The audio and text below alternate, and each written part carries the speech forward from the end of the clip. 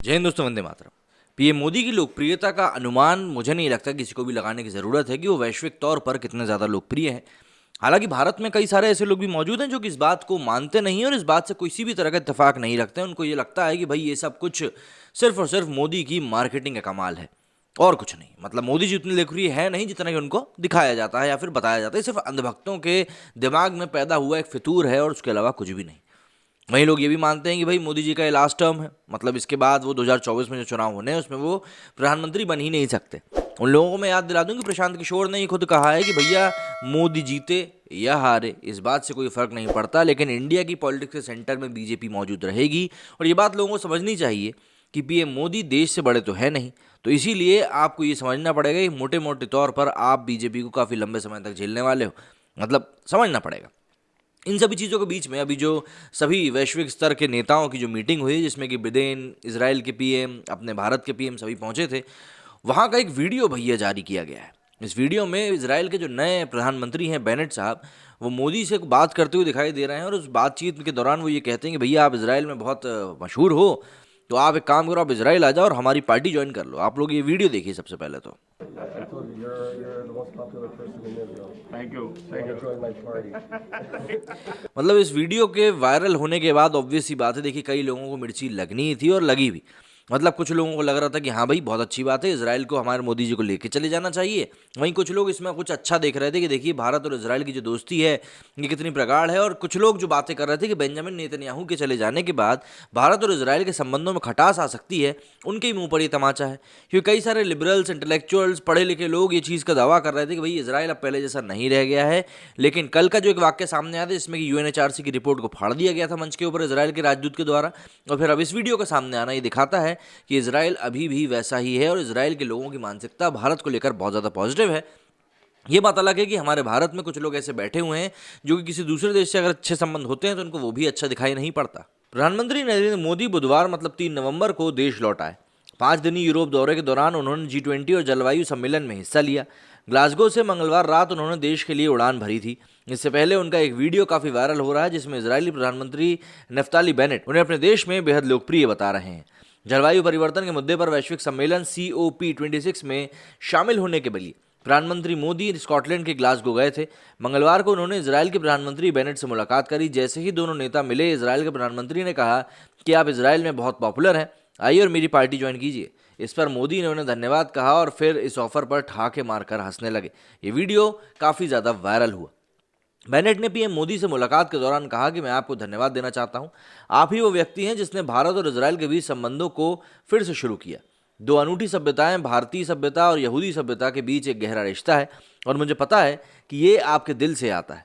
Bennett ने आगे कहा कि ये हितों के बारे में नहीं है बल्कि ये उस धारणा को लेकर है जिसे आपने जगह दी है और हम इसे महसूस करते हैं। दोनों नेताओं की मुलाकात के दौरान बेनेट को बताया गया कि भाई भारत के लोग इजराइल के साथ दोस्ती को काफ़ी महत्व देते हैं। उन्होंने दोनों देशों के बीच आपसी संबंधों को आगे बढ़ाने के लिए मिलकर काम करने की भी बात करी। गौरतलब है कि हाल ही में विदेश मंत्री एस जयशंकर इजराइल के दौरे पर गए थे और उन्होंने इजरायली पीएम को भारत दौरे का न्योता दिया था।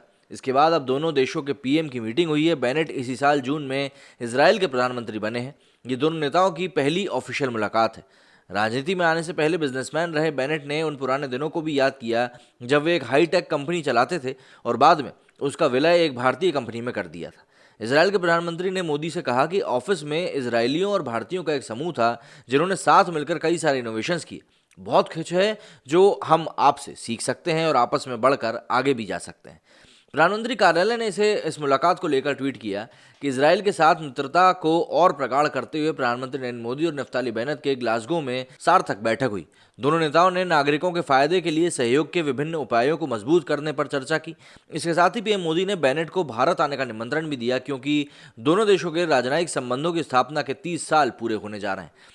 ऑब्वियसली बात है, ये जो चीज़ें हुई हैं ग्लासगो में, मतलब इजराइल के पीएम बेनेट और प्रधानमंत्री मोदी के बीच में, कई लोगों को अच्छी नहीं लगी और क्योंकि अच्छी नहीं लगी हैं तो उनकी जो भड़ास थी वो कहीं ना कहीं तो निकलनी थी।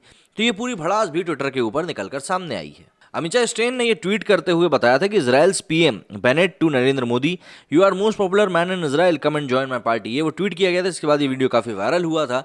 अब इसी के ऊपर हम प्रतिक्रियाएं देखते हैं, क्योंकि भारतीय लोग तो किसी को भी नहीं छोड़ते, चाहे भारतीय हो या विदेशी हो, तो विदेशी के ट्विटर अकाउंट पर भी पहुंचकर अपना ज्ञान देने लग गए। देखिए, सबसे पहले संगमित्रा जी लिखती हैं कि what a win win proposal, please send him Israel PM also known this is Modi's last term, please send Amit Shah too, who will face the press cons. If possible, take Godi Media too. To keep Modi in power, you will need Godi Media. Modi can't do anything alone. He might need CBI, ED too.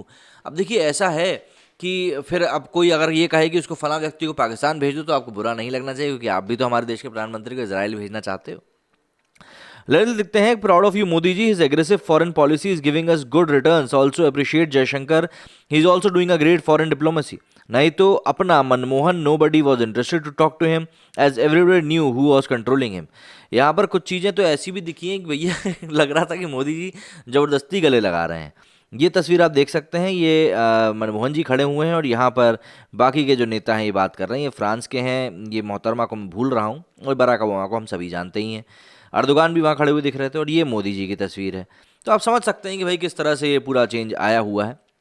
Vicky ने लिखा है, it's so aggressive, he is forcing hugging people. हाँ, ये चीज़ थोड़ी महसूस हुई।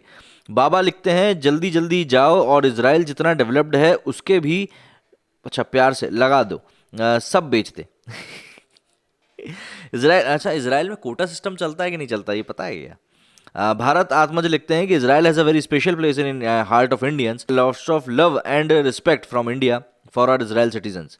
चित्रकार लिखते हैं, वाई ही इज़ डूइंग हराकरी।